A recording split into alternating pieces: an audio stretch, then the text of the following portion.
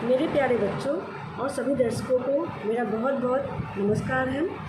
अभी तक हम लोगों ने इलेक्ट्रोस्टैटिक्स स्थिर वैद्युतिकी के अंतर्गत अध्ययन किया कि चार्जेस क्या होते हैं और किन्हीं भी दो चार्जेस के बीच में लगने वाला आकर्षण और प्रतिकर्षण बल किस प्रकार से होता है।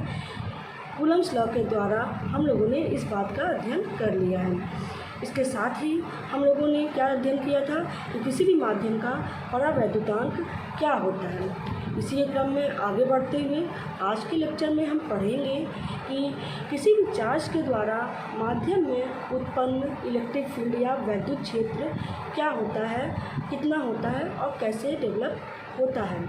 साथ ही अगर इलेक्ट्रिक फील्ड है तो वो किस पैरामीटर से गवर्न होता है।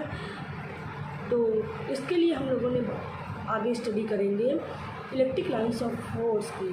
ठीक है, इलेक्ट्रिक लाइंस ऑफ फोर्स के आगे हम लोग अध्ययन करेंगे कि इलेक्ट्रिक फ्लक्स क्या होता है। तो चलिए हम लोग अपना स्टडी कंटिन्यू करते हैं।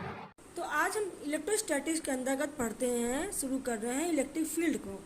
इलेक्ट्रिक फील्ड को समझने से पहले हम रिकॉल कर लें कि इसके पहले के लेक्चर में हमने पढ़ा था कि जब भी कोई दो चार्जेस आपस में रखे होते हैं पास में, तो उनके बीच कूलम फोर्स अप्लाई होता है। इसका मतलब ये है कि कहीं ना कहीं पहला चार्ज का एक एरिया में कुछ ना कुछ इन्फ्लुएंस है। जब दूसरा चार्ज उस एरिया के इन्फ्लुएंस के अंदर आता है तो वो आकर्षण या प्रतिकर्षण बल का अनुभव करेगा, अदरवाइज नहीं करेगा। तो मान लेते हैं कि एक चार्ज हमारे पास क्यू है और दूसरा टेस्ट चार्ज क्यू 0 है। ठीक है, तो ये चार्ज, इस चार्ज का अपना कुछ पेरिफेरी है, कुछ इसका एरिया है। तो इस चार्ज की वजह से इस एरिया में इसका इलेक्ट्रिक फील्ड डेवलप होगा। इस चार्ज को जब हम इनफाइनाइट, सपोज कर लो कि ये इनफाइनाइट पे है, इनफाइनाइट से इस चार्ज को लेकर आया जाता है और आने के बाद यहाँ तक तो इस पर कुछ भी अनुभव नहीं होता, लेकिन जैसे इस जगह पहुँचता है या इसके अंदर पहुँचता है तो ये वाला चार्ज क्यू नॉट को या तो रिपल करने लगता है या तो अट्रैक्ट करने लगता है। तो यहीं से शुरू होता है इलेक्ट्रिक फील्ड का कॉन्सेप्ट। ठीक है, तो मान लिया यहाँ से आते आते ये चार्ज जो है यहाँ क्यू नॉट इसके अंदर प्रवेश कर गया। दोनों के बीच की डिस्टेंस अगर आर है तो कूलम का नियम कहता है कि F = 1/4πε0 q naught upon r square.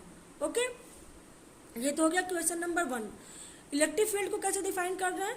अब हम डिफाइन कर सकते हैं कि if Q naught is the test charge, Q naught एक परीक्षण आवेश है और उसको क्यू के पास लाने में, क्यू के पास तक आर दूरी तक लाने में, ठीक है, लाया जाता है और वो एफ बल का अनुभव करता है। ठीक है, तो इस क्यू नॉट के द्वारा अनुभव किया गया बल जो होता है उन दोनों का अनुपात इलेक्ट्रिक फील्ड कहलाता है, means F upon Q not. Okay, तो इस प्रकार से इलेक्ट्रिक फील्ड को हम डिफाइन करते हैं। पहला तो ये हो गया जनरल फॉर्म में कि चार्ज के बाहर का वो एरिया, चार्ज के चारों ओर का वह एरिया जहाँ पर किसी अन्य आवेश को लाने पर वो आकर्षण या प्रतिकर्षण बल का अनुभव करता है। दूसरा, मैथमेटिकली कैसे डिफाइन करेंगे? एकांक परीक्षण आवेश को, यदि क्यू नॉट का मान अगर हम 1 कर दें, if Q naught equal to 1, तो एकांक परीक्षण आवेश को क्यू के क्षेत्र के अंदर लाने पर या क्यू के नज़दीक लाने पर एकांक परीक्षण आवेश के द्वारा एक्सपीरियंस किया गया आकर्षण या प्रतिकर्षण बल ही उस चार्ज क्यू के द्वारा डेवलप्ड इलेक्ट्रिक फील्ड होता है। फिर से, यदि क्यू नॉट का मान 1 हो जाए तो E = F हो जाएगा। मतलब एकांक परीक्षण आवेश को क्यू के नज़दीक लाने पर एकांक आवेश के द्वारा अनुभव किया गया आकर्षण या प्रतिकर्षण बल ही उस आवेश के द्वारा उत्पन्न इलेक्ट्रिक फील्ड होता है। ओके, तो हम यहाँ से E का मान निकाल सकते हैं। तो E = हो जाएगा F वाले इक्वेशन में क्यू नॉट से डिवाइड करेंगे तो आएगा 1/4πε0 Q/r²। ठीक है, यानी क्यू चार्ज के द्वारा उत्पन्न इलेक्ट्रिक फील्ड का ये है equation. This is equation number 2, this is equation number 3। अब इसकी एक खासियत और है कि जो हमारा परीक्षण आवेश क्यू नॉट है ये हमेशा धनात्मक माना जाता है। साथ ही अगर हमारा चार्ज Q पॉजिटिव है और Q नॉट भी पॉजिटिव है, क्योंकि Q नॉट को पॉजिटिव माना गया है, तो हमेशा क्या होता है, प्रतिकर्षण ही होगा और वैद्युत क्षेत्र की दिशा प्लस Q से दूर की ओर होती है। प्रतिकर्षण का मतलब ये इसको बाहर करेगा, ठीक है, बाहर करेगा, इसका मतलब कि इलेक्ट्रिक फील्ड का मान जो है, इलेक्ट्रिक फील्ड का डायरेक्शन बाहर की तरफ होगा। अगर Q का मान निगेटिव है तो इन दोनों के बीच लगने वाला फोर्स क्या होगा, अट्रैक्टिव होगा। अट्रैक्टिव मतलब इसको अपनी तरफ खींचेगा, यानी फोर्स का डायरेक्शन भी इधर होगा।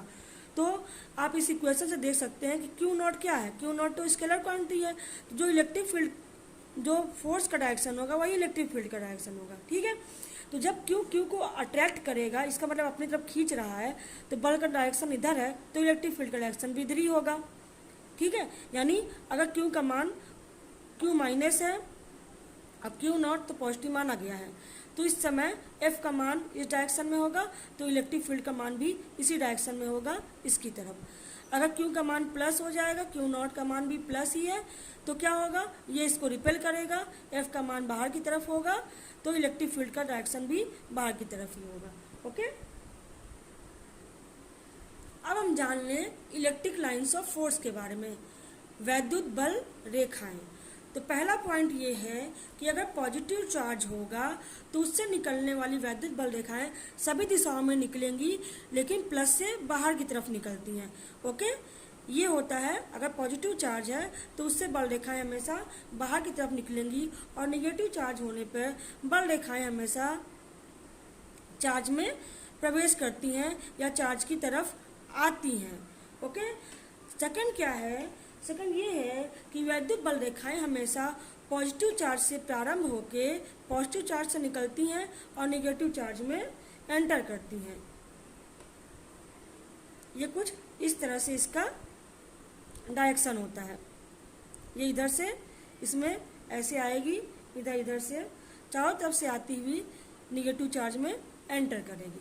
तो ये तो हो गया कि वैद्युत बल रेखाएं प्लस से निकलती हैं, माइनस में जाती हैं और ख़त्म नहीं होती, कहीं ना कहीं अपना जगह ढूंढ लेती है कि प्लस से निकलने वाली माइनस में एंटर करती है। अब दूसरी बात ये भी है कॉन्सेप्ट कि ज़रूरी नहीं है कि हमेशा प्लस माइनस हमेशा पास पास रखे ही हों।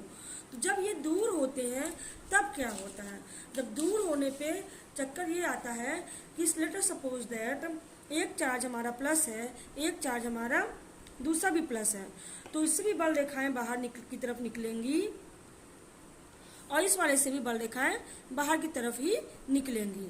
तो ऐसे केसेस में होगा क्या, निकलेंगी बाहर की तरफ इधर से भी, लेकिन चूंकि रास्ते में इनके साथ क्या होगा, एक ऐसा पॉइंट होगा जिसे नल पॉइंट कहते हैं, और यहाँ पे इलेक्ट्रिक फील्ड 0 होता है, इसे हम उदासीन बिंदु या न्यूट्रल पॉइंट कहेंगे, ठीक है। इसी प्रकार से अगर निगेटिव पास में है तो उनके साथ भी यही होगा कि बाहर से इलेक्ट्रिक लाइन्स ऑफ फोर्स इसमें प्रवेश करेंगी, लेकिन कहीं पे भी आपस में कट नहीं करेंगी। यहाँ पे बीच में एक न्यूट्रल पॉइंट होगा जहाँ पर इलेक्ट्रिक फील्ड 0 होगा और बल रेखाएं आपस में नहीं कट करेंगी। बल रेखाओं की एक खास बातें ये भी होती है कि ये बल रेखाएं आपस में कहीं पर भी कट नहीं करती हैं। सबसे की पॉइंट है इनका कि वैद्युत बल रेखाएं आपस में कहीं पर भी कट नहीं करती हैं।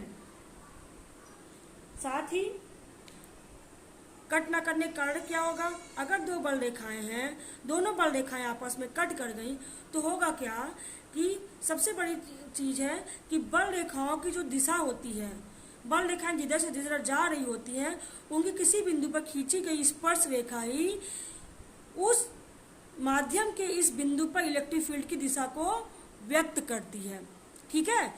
यानी वैद्युत बल रेखाओं के किसी भी बिंदु पर खींची गई स्पर्श रेखा ही उस माध्यम के उस बिंदु पर इलेक्ट्रिक फील्ड के डायरेक्शन को व्यक्त करता है। तो क्या होगा जब कि दो इलेक्ट्रिक लाइन्स ऑफ फोर्स आपस में कट कर जाए, तो यहाँ पे कट कर गया है तो इस जगह पे आप इस रेखा के सापेक्ष इधर स्पर्शी खींच सकते हैं और इस रेखा के सापेक्ष आप इधर स्पर्शी खींच सकते हैं।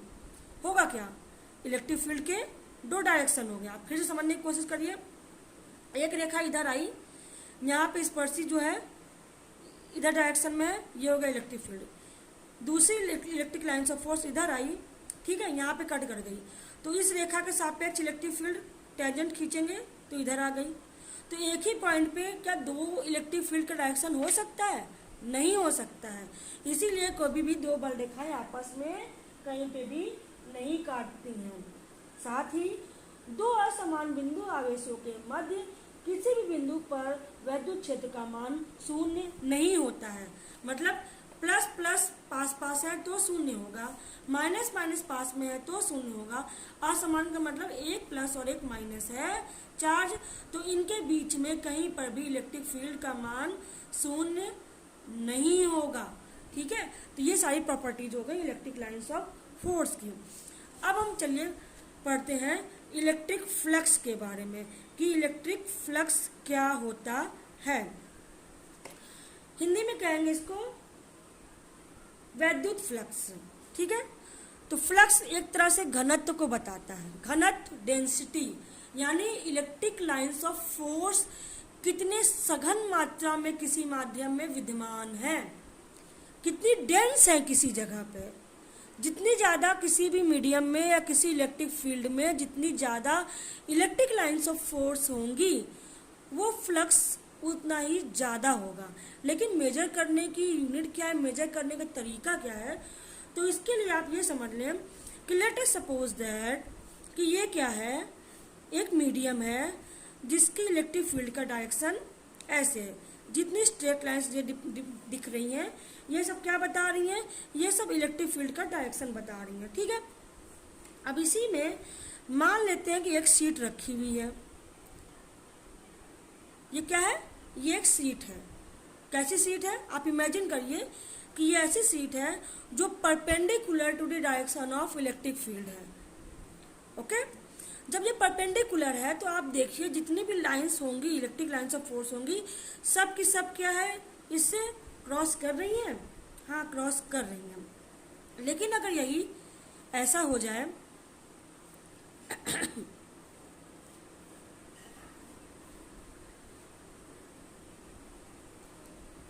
इसे हम थोड़ा तिरछा कर देते हैं।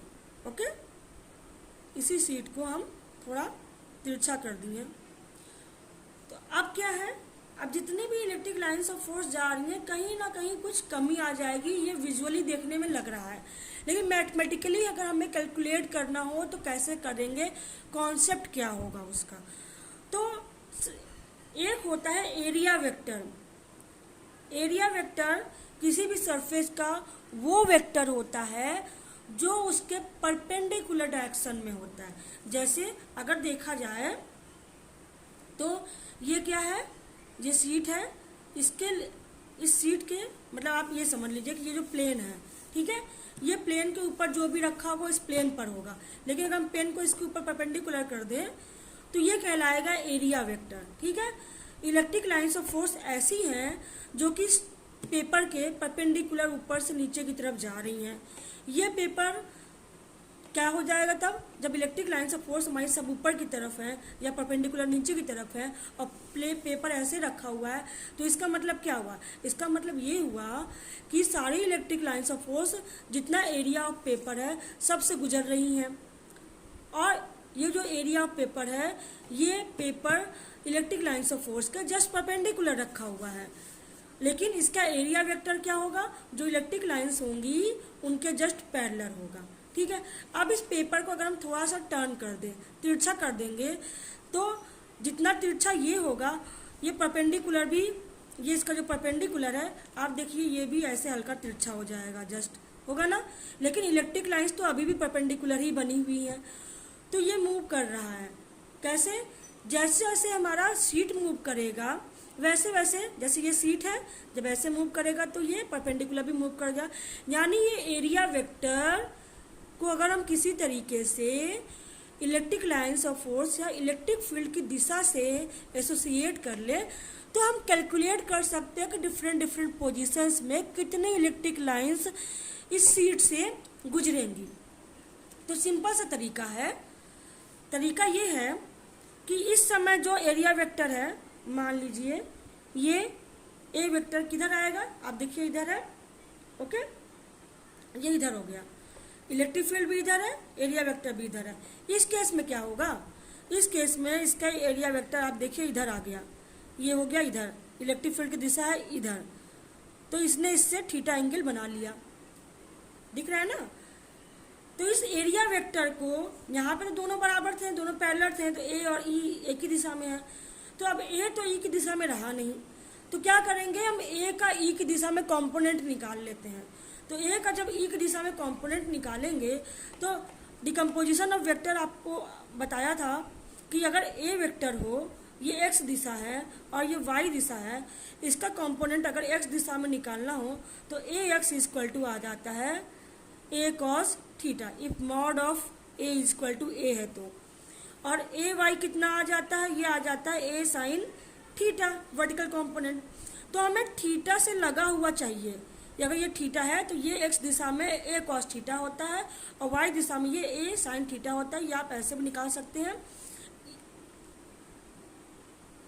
ये थीटा है, ये ए है, तो कॉस थीटा बराबर हो जाएगा आधार बटे कर्ण, तो आधार का मान आ जाएगा ए कॉस थीटा।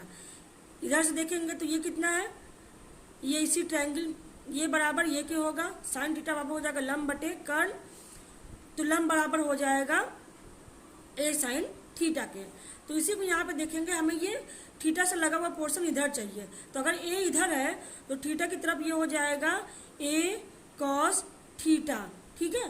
तो इधर की दिशा में अलोंग द इलेक्ट्रिक फील्ड ए का जो कंपोनेंट आया वो आया ए कॉस थीटा, मैग्नीट्यूड ऑफ ए, इसलिए यहाँ वेक्टर नहीं लगाया हमने, और इलेक्ट्रिक फील्ड का जब मैग्नीट्यूड लेंगे तो मॉड ऑफ ई लिख देंगे, ठीक।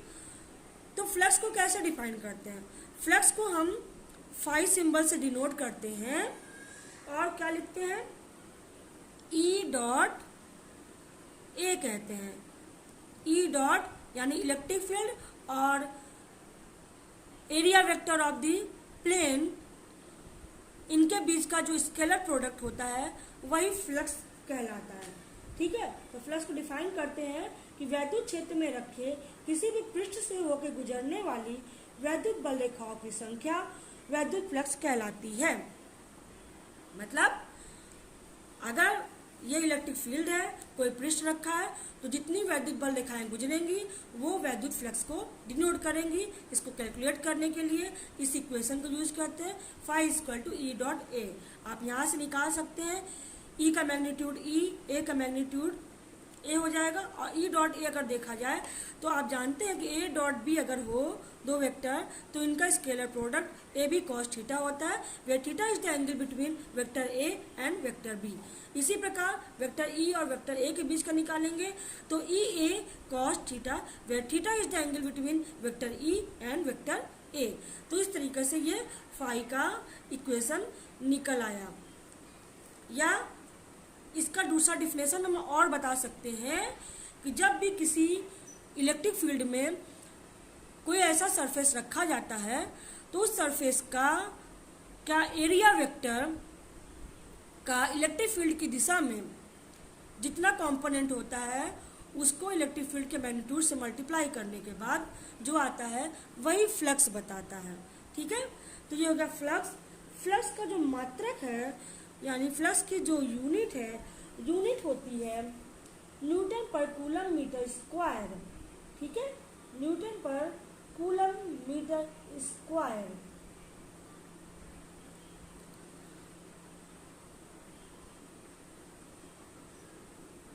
और इसकी डायमेंशन क्या होती है, इसकी डायमेंशन होती है ML3T-3 A-1, जो कि कैसे निकाल सकते हैं, इलेक्ट्रिक फील्ड की बीमा रखिए, ए की बीमा रखिए, कॉस थीटा की कोई बीमा होगी नहीं, दोनों को रखने के बाद कैलकुलेट करने पर इतना आ जाएगा। तो ओके बच्चों, आज के लेक्चर में बस इतना ही। अगले लेक्चर में हम इलेक्ट्रिक पोटेंशियल की चर्चा करेंगे।